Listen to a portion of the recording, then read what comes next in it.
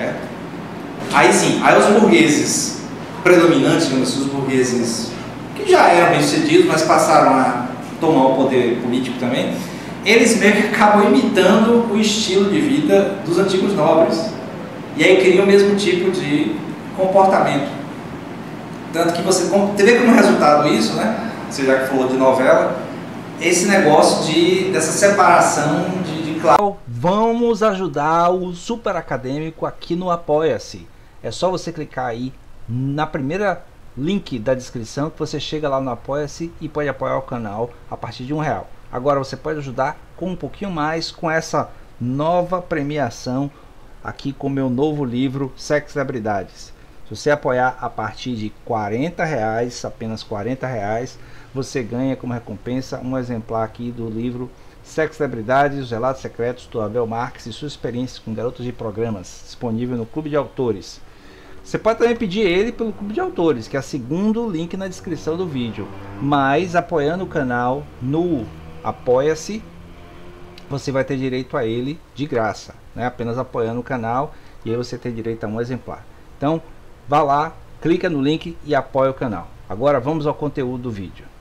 Classes em relação aos relacionamentos pessoais. Então, você não vê gente rica casando com gente pobre. Isso é a mesma mentalidade do nobre dizer que não pode casar com quem não é nobre. Isso é verdade. E a sua eleição? Você não vai achar um Mata Pires casando com um Silva qualquer. Certo? Mata Pires vai sempre casar com um Magalhães ou coisa parecida. Certo? Então você tem uma coisa muito forte dessa manutenção das castas, vamos falar de castas, mas assim, de qualquer jeito, o discurso de liberdade iniciado no século XIX diz pra gente, né, diz para as pessoas comuns que você não precisa casar para ascender socialmente, você pode pegar e trabalhar duro, você pode criar seu próprio lugar ao sol. Sim, estamos tentando. Estamos nesse trajeto. A gente queria um marido rico, mas a gente não. A gente queria um marido rico, mas não tem jeito. Obrigada. Mas é uma coisa interessante você pensar, porque os modelos do antigo regime em relação a esse tipo de coisa, laços pessoais, meio que se mantém com a vitória da burguesia no mundo ocidental, né? Porque os valores meio que se mantêm. É mais diluído, né? Tanto que na própria ficção você tem a superação dessas diferenças de classe e tal, como sendo assim possível pelo amor. O amor supera tudo. É verdade. O amor supera tudo. E é interessante assim que, pelo menos assim, no modelo, aquele modelo clássico de novela mexicana, você tem a menina pobre que é apaixonada por um rapaz rico e tal, mas por alguma razão, acho que uma coisa de comprometimento mesmo com o status quo, com uma coisa oficial. No final se descobre que na verdade a menina pobre também era rica.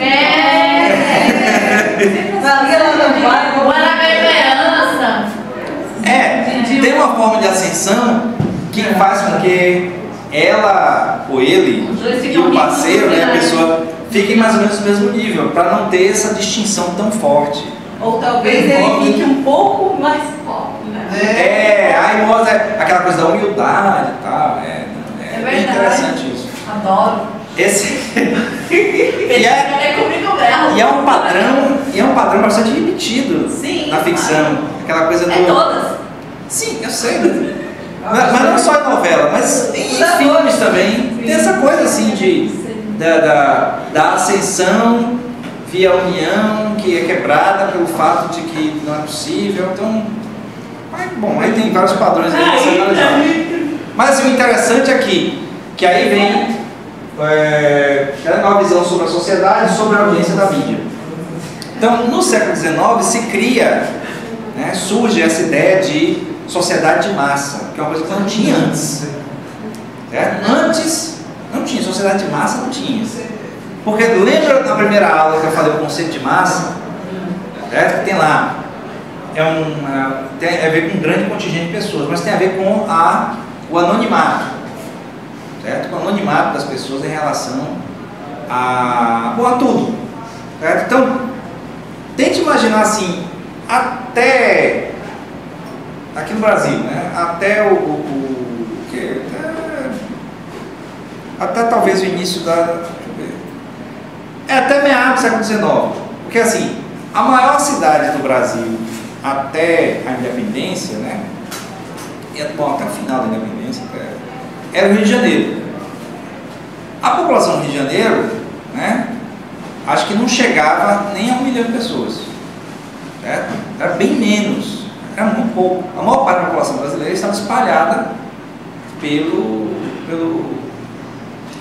interior. Certo? Então, as cidades, Salvador era uma cidade relativamente grande, que já tinha sido capital, Rio de Janeiro, São Paulo era grande, ficou grande, principalmente no século XIX, por causa do café e depois da industrialização. Mas eram cidades grandes, mas não tinha muita gente, certo? Eram cidades, se você viajar no tempo e for para São Paulo no início do século XIX, você vai achar que você está, sei lá, no Campo Grande, num bairro de Salvador. Porque não é questão de território, é questão de ambiente. Espaço. É o uso do espaço. Tem um aqui, outro ali. Era grande, não é populoso. É exato, porque não tinha essa demanda da sociedade brasileira na época de grandes cidades cheias de gente. As grandes cidades cheias de gente começaram a surgir na Europa no século XIX por causa da industrialização.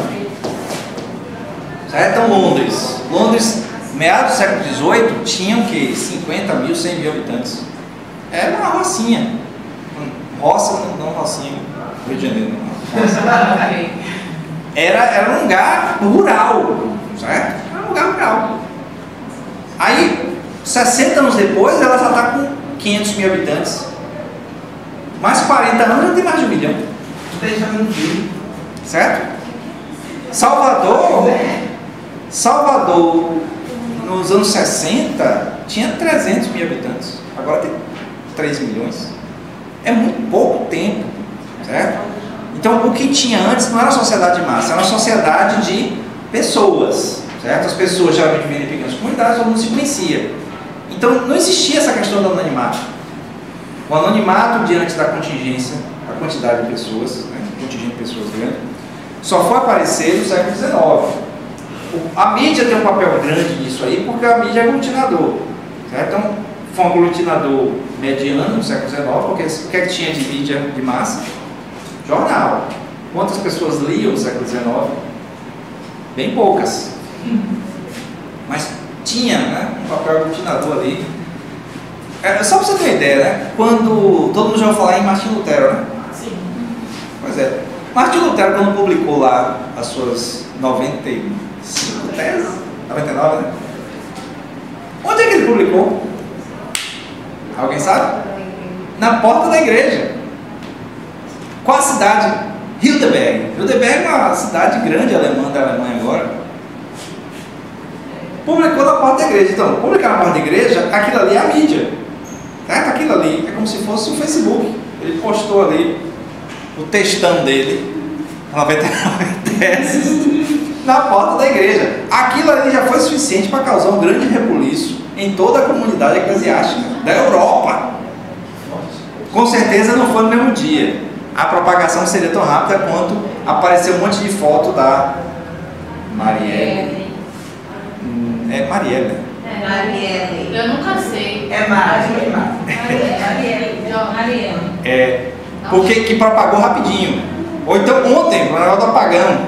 Nossa, só tinha isso no Insta. Apagão. Então, entre o dia que o Martinho Lutero publicou as 99 teses na porta da igreja até ter todo o problema, deve ter sido meses, anos de propagação. E é uma comunidade pequena, todo mundo se conhece. Então, você não tem a ideia de massa. Certo? A ideia de massa vai aparecer no século XIX quando você começa a ter cidades com mais de não sei quantos mil habitantes. Chegando a 1 milhão de habitantes em Londres. Parece uma coisa comum hoje, mas pense o seguinte. Até Londres chegar a 1 milhão de habitantes no século XIX, a única cidade no mundo que na história teve 1 milhão de habitantes foi Roma, na época do auge do Império, porque Roma concentrava muita gente devido ao comércio, aos jogos, à política, as pessoas iam para lá. Tanto que lá no o turismo também. Tem aquele dizer popular, né? Todas as estradas levam a Roma, porque Roma realmente tinha ele se sofisticou em aglutinar pessoas na sua capital por causa das estradas, certo? Então eles foram muito eficientes nisso, porque hoje em dia o que é que causa eficiência nas relações humanas? Tecnologia digital. Só você vê, a maioria das pessoas ficou meio que ontem sem saber o que fazer da vida porque não tinha WhatsApp, não tinha internet. Veja, no Império Romano, no seu auge, no final da Era Cristã, na época de Júlio César, né, início da Era Cristã, até a Inglaterra, Londres, industrializado no século XIX, são quase 2000 anos, certo? Então não existia essa ideia de sociedade de massa. Vai aparecer no século XIX.